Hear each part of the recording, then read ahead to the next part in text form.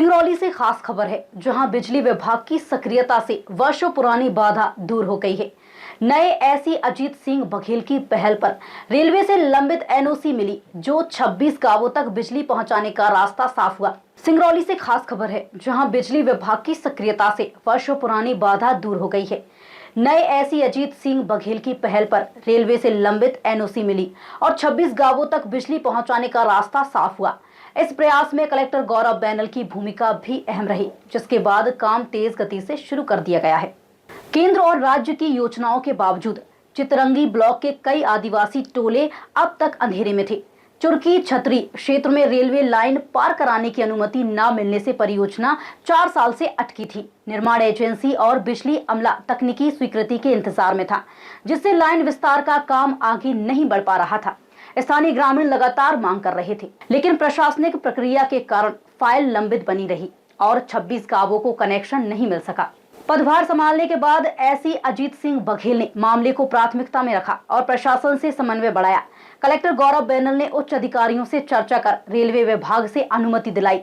स्वीकृति मिलते ही पोल खड़े किए गए और तार बिछाने की तैयारी शुरू हो गई। परियोजना के तहत 8.5 किलोमीटर 11 केवी लाइन, 17 किलोमीटर एलटी लाइन और 9 ट्रांसफार्मर स्थापित किए जाएंगे। 26 गांवों में जल्द आपूर्ति शुरू होने की संभावना से ग्रामीणों में उत्साह है। सीएसआर मद के द्वारा एनसीएल द्वारा प्रदान किए गए सीएसआर मद से विद्युतीकरण का कार्य चल रहा है, जो कि 359 टोले मजदूरों को जिसमें चिन्हित किया गया था और 359 टोले मजदूरों में यह कार्य प्रगतिरत है। अभी लगभग 200 टोले मजदूरों का कार्य पूर्ण हो गया है और बाकी जो टोले मजदूर हैं वहाँ पे कार्य प्रगतिरत है। कई ऐसे गांव हैं जहाँ पे कुछ रेलवे लाइन की वजह से कार्य विलंब से प्रारंभ हो सका। रेलवे लाइन की परमिशन, रेलवे क्रॉसिंग की परमिशन अभी प्राप्त हुई, जिसमें से मुख्य रूप से चुरकी और छतरी गांव हैं। उसके आसपास के कुछ गांव हैं जहाँ पे अभी पोल लगाने का कार्य शुरू किया गया है। जी, इस पूरे जो उसमें प्रोजेक्ट में लगभग 350 टोले मजरे लाभान्वित हो रहे हैं, जहाँ पे विद्युतीकरण का कार्य चल रहा है।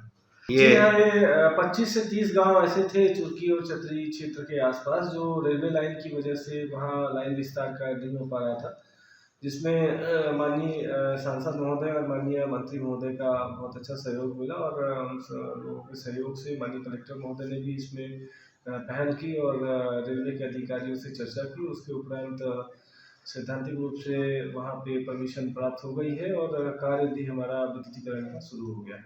रेलवे की मंजूरी के साथ वर्षों से रुकी योजना ने रफ्तार पकड़ ली है। विभागीय तालमेल और प्रशासनिक पहल से जल्द ही 26 गांव रोशनी से जगमग होंगे, जिससे सैकड़ों परिवारों का जीवन आसान बनने की उम्मीद है।